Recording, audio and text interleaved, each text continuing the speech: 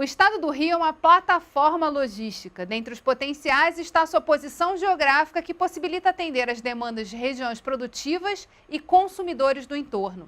Isso significa dizer que a logística é uma ferramenta importante para o desenvolvimento da economia fluminense, capaz de tornar o estado um centro de ligação com grandes mercados consumidores nacionais e globais na distribuição de produtos e cargas.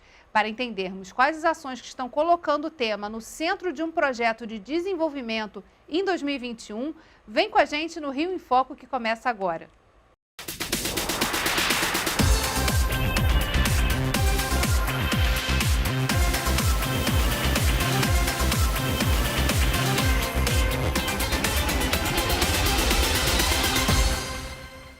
O Plano Estratégico de Logística de Cargas do Estado do Rio, PELC-RJ 2045, desenvolvido pela Secretaria Estadual de Transportes, teve como objetivo mapear os potenciais ferroviários, rodoviários, portuários e aeroportuários. E os dados reunidos, após amplo debate com a sociedade, permitem consolidar a imagem do Estado como plataforma logística. No entanto, para que possamos de fato colher esses resultados, é preciso investir em infraestrutura e na criação de uma cadeia de fornecedores e indústrias que possam se conectar a partir dessa plataforma. Para falar sobre esses planos, o Rio em Foco recebe o secretário estadual de Transportes do Estado do Rio, Delmo Pinho, e o gerente de grandes empreendimentos do Sebrae Rio, Renato Regazzi. Oi, Renato. Oi, secretário. Secretário, eu queria que o senhor contasse um pouco para a gente que dados que o senhor pode destacar e que confirmam essa informação e essa tese, né, do Rio como uma plataforma logística e como isso pode contribuir para o desenvolvimento do Estado. Perfeito. O Rio de Janeiro ele tem alguns ativos econômicos ligados à infraestrutura, né? O primeiro deles, a infraestrutura foi construída para o complexo do petróleo e gás. Então, é um complexo gigantesco, portos, aeroportos, terminais, áreas de importação e produção. O segundo complexo é o complexo da indústria naval, que nesse momento está numa situação muito difícil, mas é uma das maiores complexos industriais do Rio de Janeiro, do Brasil, e vai ter que voltar a carga, porque o país precisa construir navios. O terceiro é a indústria automotiva, que é a indústria mais moderna do Rio de Janeiro, está localizada, está concentrada no sul do estado. O quarto seria a indústria siderúrgica, porque o Rio de Janeiro é o segundo produtor siderúrgico do país. E o quinto é a questão da logística. O Rio de Janeiro é um estado que é o terceiro litoral do Brasil, apesar dele ter apenas 0,5% do território do país. Ou seja, o Rio de Janeiro é um território marítimo por excelência, né? Ele tem um conjunto de portos e de terminais marítimos e portuários que é o maior do país e o mais diversificado. E nós temos um grande aeroporto internacional, que é o Galeão, tem um aeroporto internacional importante, que é Cabo Frio, e tem um conjunto de rodovias e de ferrovias. Esse ativo, a importância dele, por exemplo, pode se medir pela arrecadação de ICMS que ele promove na cadeia de importação, que oscila em torno da terceira posição entre todas as receitas do Estado.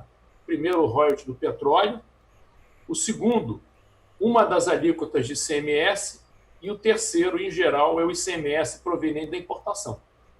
Esses números já dão mostra da importância e da grandeza do segmento. Uma das coisas importantes que o Rio precisa vencer, né, na retomada do crescimento econômico é justamente encadear todos esses ativos, né? Colocar os ativos para trabalhar, que é uma frase que eu já ouvi, já li também do Renato Regazzi. Queria que você falasse para a gente, Regazzi, sobre como é possível fazer isso e como o Sebrae vem atuando na criação de polos que possam dinamizar e gerar essa potencialização, né? Fazer esses ativos atuarem. Geisa, esse foi um desafio que o secretário Delmo nos passou para desenvolver um programa de encadeamento produtivo do setor logístico. Em parceria com a FEComércio, com a FEJAM, com o Sescop, com a FETranscarga. entre outros parceiros que ajudaram a montar esse programa de encadeamento produtivo. Como o Delmo falou, nós temos ativos fantásticos no Rio de Janeiro, portuários, aeroportuários, rodoviários, ferroviários. Agora, para realmente o setor logístico virar um vetor de retomada do desenvolvimento do Estado do Rio de Janeiro, de crescimento do Rio de Janeiro, como é visto no setor de óleo e gás, nós temos que adensar as cadeias produtivas aqui do Estado. Precisamos ter fornecedores locais, sejam fornecedores diretos do setor logístico ou fornecedores indiretos. O setor logístico compra de vários tipos de empresas, de vários tamanhos e vários portos. Obviamente, o foco de maior geração de emprego e renda é na pequena empresa. E como resultado, já desse programa, nós temos um convênio que acabamos de assinar com a Vale, que fica ali na região de Mangaratiba, onde a Vale está desenvolvendo fornecedores no seu entorno. Ela tem uma estrutura portuária ali extremamente sofisticada. E temos projetos também ali do Polo do Mar, da Baía de Sepetiba, que é outra agenda importante do Rio de Janeiro, que é da economia do mar, e o setor logístico se encontra exatamente dentro da economia do mar. E lá nós temos um projeto na Baía de Sepetiba com a ICN, que não deixa de ter uma atuação num porto de operações da Marinha do Brasil, mas também um destaque na área logística seria o Porto do Sudeste, a própria CSNT com o Porto de Itaguaí, você tem docas, ou seja, operações altamente sofisticadas que já estão sendo feitos trabalhos com esses operadores para desenvolvimento de fornecedores locais. A exemplo do projeto que tem um convênio com a Vale, com o Sebrae e com a ICN. Um dos pontos importantes que o Renato trouxe foi justamente essa questão de como você encadeia, como você traz mais indústrias também para se fincarem aqui no estado do Rio de Janeiro. Em termos de logística, quais são as oportunidades que se desenham para o estado para que a gente possa justamente alavancar essa instalação e essa atração de novas indústrias e empresas para atuarem aqui no estado? Olha, existem várias etapas e formas. Exemplo do que o Renato estava comentando com a Vale do Rio Doce ou na região do Porto de Itaguaí. Porto de Itaguaí nós temos a CSA, que é um porto, nós temos o Porto de Itaguaí, mesmo, antigo Sepetiba, nós temos o Porto Sudeste e temos o TIG da Vale do Rio Doce. O TIG já fica em Mangaratiba, mas ali é tudo pertinho, é tudo pela divisa. Então, o encadeamento produtivo ele pode se dar, por exemplo, pela quantidade de esteiras que existem para exportação de minério de ferro ou para importação de carvão. Acho que até o Renato que citou isso outro dia. Vou roubar um pouquinho a sua fala, viu? Mas eu achei muito significativo. São quilômetros e quilômetros de esteira rolante. Então você precisa de empresas de manutenção que estejam no local, empresas de suprimento que estejam no local. Você imagina se uma esteira dessas parar de funcionar, de repente, e você não tiver uma reserva, um backup, ou puder repará-la rapidamente, o prejuízo de dezenas de milhões de dólares por dia. Até a produção de insumos para essas esteiras pode se dar naquela região. Ou você receber a matéria bruta para fazer as esteiras e fazer o remembramento das partes no local. Isso é encadeamento produtivo. Isso poderia ser feito fora, de alguma maneira. Da mesma maneira, no programa de concessão de rodovias. Esse é um tema que a gente vai debater no próximo bloco. Eu já ia aqui contar, que para além desse encadeamento produtivo, de empresas que podem vir para o estado do Rio de Janeiro de olho nessas oportunidades, a gente tem uma agenda de concessões aí rodoviárias muito importante e que vai beneficiar o estado, mas que demanda também um trabalho político em torno dessa agenda. E é sobre isso que a gente vai falar daqui a pouquinho. Então você fica aí, Rio em Foco, aqui política e economia caminham juntas.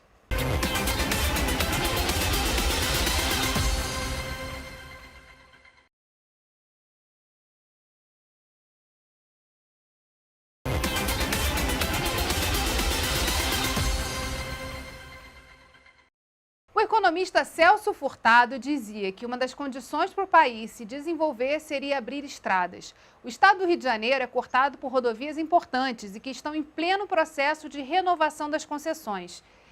Era esse tema que eu queria tratar com vocês aqui nesse bloco. Delmo, que agenda é essa de concessões? A gente tem concessões federais, concessões estaduais. De que forma essa agenda pode ser incluída aí como oportunidade de retomada do crescimento do estado do Rio? Olha, eu chamaria isso de bala de prata do desenvolvimento. Tá? Pelo seguinte, porque o Rio de Janeiro, ele nesses próximos 2 anos, ele vai ser palco do maior conjunto de concessões rodoviárias e ferroviárias do Brasil, num só local e ao mesmo tempo. Tá? Exemplo, a concessão da rodovia Presidente Dutra, da Rio-São Paulo, com a Rio-Santos. É nada mais, nada menos que a maior concessão rodoviária já feita no Brasil. Nós temos outras, nós temos a da Rio-Petrópolis, Juiz de Fora, da Concer, que provavelmente vai ser estendida até Belo Horizonte, Sete Lagoas, e nós temos o novo conjunto da CRT. E tem também o conjunto que está sendo modelado em parceria com o BNDES, pelo Estado, de rodovias estaduais. Existem já mais 2 blocos que nós vamos botar agora em consulta pública. Já tivemos audiência pública e modelagem. Depois é a busca ao mercado e o processo de concessão. Tem ainda a questão da concessão das ferrovias. E nós temos projetos importantes com a MRS e para a ferrovia Rio-Vitória. Olhando para essa agenda de concessões, Renato, que tipo de encadeamento pode ser feito e como o Estado pode ser um ator importante aí, principalmente nas concessões estaduais, né, das rodovias estaduais, para poder fomentar esse mercado? O Programa de Encadeamento Produtivo do Setor Logístico, que foi desenvolvido pela Secretaria de Transporte junto com os parceiros, o SEBRAE está nesse processo, ele tem 4 pilares. Um é o Programa de Encadeamento Produtivo COR, por exemplo, que foi assinado com a Vale, desenvolvimento de fornecedores. O outro é o exemplo que eu falei dos polos competitivos, exemplo da Bahia, de Sepetiba, do Polo do Mar, e também, poderia ter falado também, que é outro que está no escopo do Porto do Açu e outros polos navais, polos marítimos. Temos a concessão, que é o projeto Fomento, e temos o marketing do próprio Estado. No projeto Fomento de concessão, que é esse que você está me perguntando, é exatamente o que o Delmo falou em relação à bala de prata. Quer dizer, o Estado tem a coordenação, obviamente, das rodovias estaduais, nas federais ele tem indução, e o que ele vai provocar? Junto às concessionárias, que seja colocado um item para as concessões, exatamente o fomento, o desenvolvimento de fornecedores locais, a divulgação das atividades econômicas, dos clusters do Estado de Janeiro, sinalizados pela Secretaria de Desenvolvimento, também que é parceira desse projeto, entre utilização de mão de obra local, importação pelos portos do Rio de Janeiro, sinalização das vocações e fornecedores que possam ser diretamente utilizados por essas concessionárias. Isso seria pontuado. Esse é um bom exemplo de uma política de desenvolvimento efetiva, de retomada aí do desenvolvimento do Rio de Janeiro. Em relação às concessões estaduais, o que a pandemia influenciou em termos de agenda? O que mudou e o que foi adiado para 2021? É evidente que a pandemia trouxe graves dificuldades para todos, não é? Mas, de qualquer maneira, ela serve como uma oportunidade. Toda grande crise gera uma boa oportunidade. É só questão de você saber interpretar isso bem. E, no final das contas, nós conseguimos trabalhar muito nesse campo, seja por videoconferências, nas oportunidades em que a Secretaria de Transporte teve que ficar momentaneamente com as atividades físicas no prédio paradas, e nós conseguimos avançar nesse campo todo. Então, nós assinamos um contrato com o BNDES há cerca de 2 meses atrás, e o BNDES já fez a contratação das empresas que vão fazer os estudos. São empresas de renome internacional, as modelagens para as rodovias, não é? São blocos de rodovias mistos. Tem rodovias urbanas, tem rodovias rurais, tem rodovias que a concessão é como essas que a gente vê no governo federal, e tem concessões mais no interior da chamada concessão caipira, que é mais simples, né? O fato é que nós conseguimos andar bastante. E nós já estamos tendo as primeiras reuniões com a equipe contratada pelo BNDES no desenvolvimento dos projetos. Tá? Os De qualquer maneira, durante um momento de pandemia fortíssima, não é o momento adequado para você lançar uma concessão. Então, de qualquer maneira, o prazo das concessões, sejam federais ou estaduais, ele teve que ser um pouquinho empurrado no cronograma. O que, a meu ver, foi bom. Empurrar um pouquinho foi bom porque permitiu mais tempo de conversa e adaptações nos projetos, né? Então, eu vejo o cenário com otimismo. Isso em relação às concessões estaduais, né? A gente vinha acompanhando aí essa evolução lenta, mas muito negociada, olhando também para as oportunidades das parcerias público-privadas, né? Agora, falando de concessões federais, a agenda também está adiada, também está esticada aí para 2021. O que está no radar para o primeiro semestre de 2021 em relação às concessões federais? Olha, nós temos uma coisa de tamanho imenso, significativo. O governo federal mandou recentemente para o Tribunal de Contas da União a modelagem completa da concessão da Dutra com a Rio Santos. E essa concessão, eu acredito que ela vai ser lançada a licitação ainda no final do primeiro semestre do ano que vem. E isso é nada mais, nada menos que a maior concessão rodoviária já feita no Brasil. Então, esse período da pandemia atrasou um pouco, mas esse atraso teve um efeito benéfico que nos permitiu integrar mais pontos de vista com o governo federal. É claro que o Estado ele é um ator, não é o principal, porque a concessão é federal, mas o Rio de Janeiro, a sociedade do Rio de Janeiro, agiu fortemente em adaptações no modelo de concessão que o Ministério reconhece que foram extremamente interessantes. Então, é um trabalho de parceria que eu acho que vai caminhando bem. A gente vai fazer um rápido intervalo e você fica aí que nós voltamos já. Rio em Foco aqui, política e economia caminham juntas.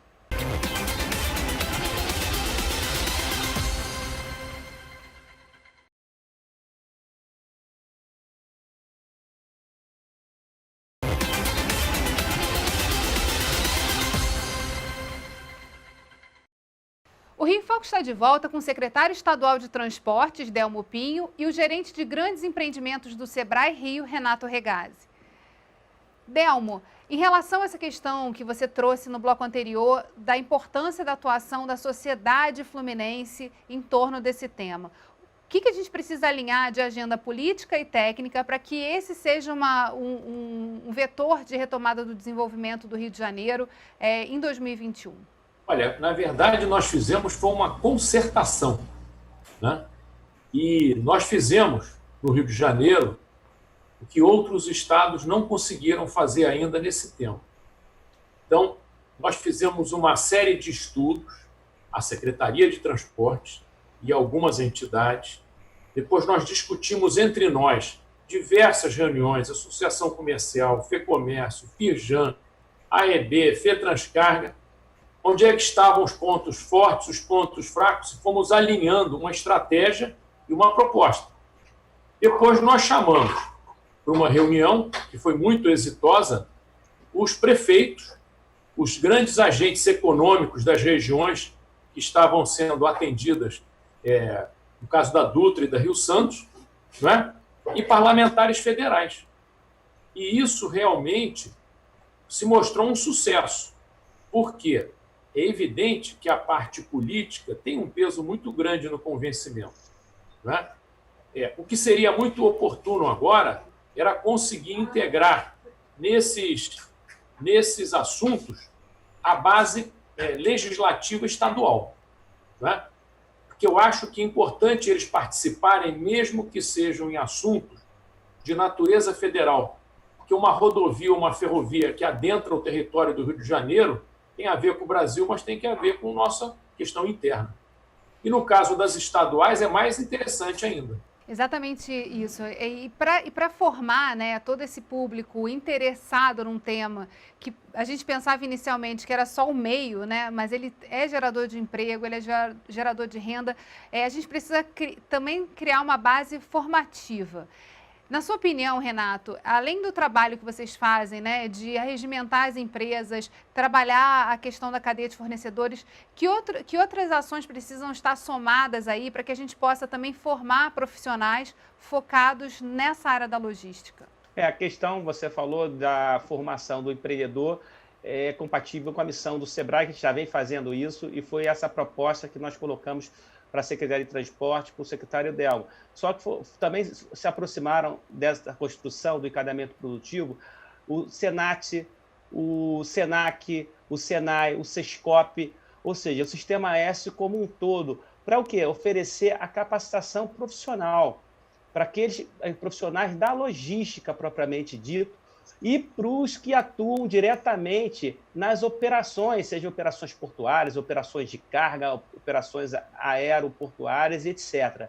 Ou seja, a formação ela é fundamental e tem também a presença das universidades, que estão se aproximando desse projeto. Então, como foi colocado pelo Delmo, e ele foi muito feliz na concertação que foi possível ser feita aqui no Janeiro, até pela capacidade técnica do quadro que a Secretaria tem hoje. Então, a formação é fundamental, porque a gente tem que aprender a aprender, e temos que estar sempre inovando, e estamos exatamente na sociedade do conhecimento. Então, com todas essas entidades dando suporte na formação do trabalhador, do empreendedor no setor, eu não tenho dúvida que o setor será muito bem sucedido e é um setor que, além de melhorar a produtividade dos demais setores econômicos, ele também gera muito emprego e renda direta e passa a ser um vetor que nem é a importância do turismo, do óleo e gás, mas a logística passa a ser um vetor econômico para o Rio de Janeiro. Recentemente, o SEBRAE fez um evento justamente trazendo essa temática da cadeia de logística, né? da formação de fornecedores,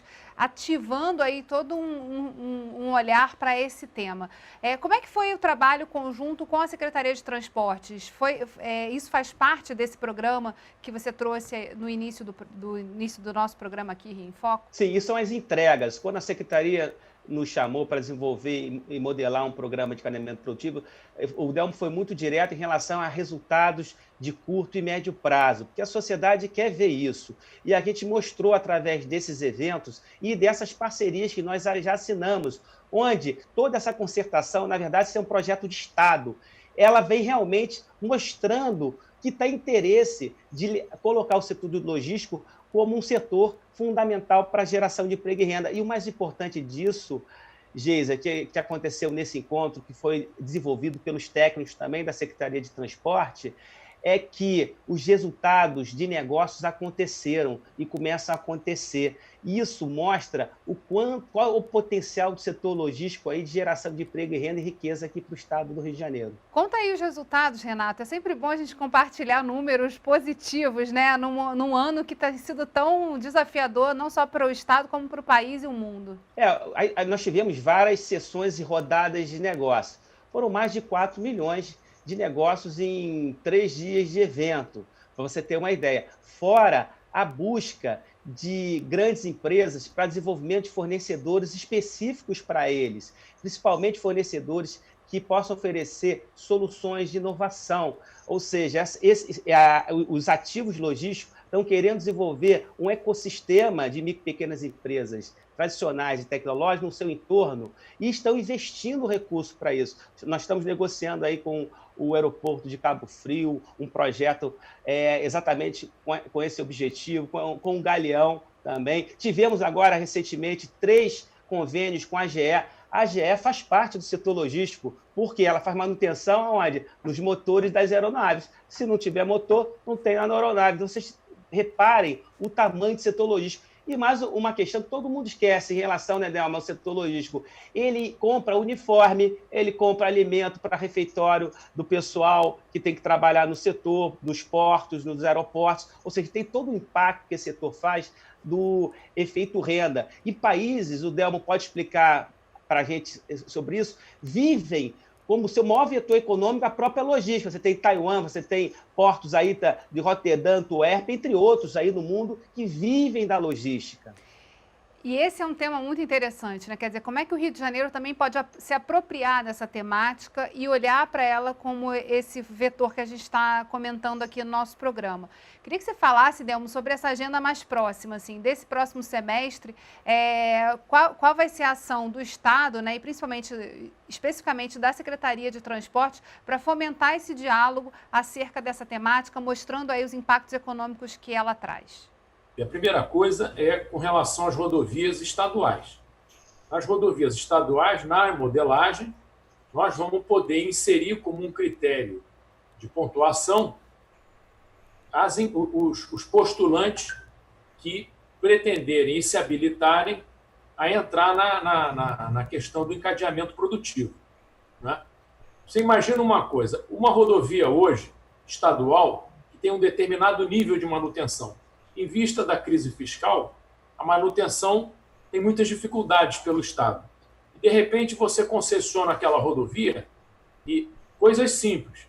Você vai ter que começar a arrumar todas as cercas daquela estrada com 100, com 200 quilômetros de extensão. A cerca gasta o quê?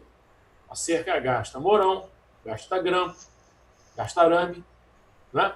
Então, o morão pode ser produzido a partir de um programa de treinamento do SEBRAE em propriedades rurais no interior do estado.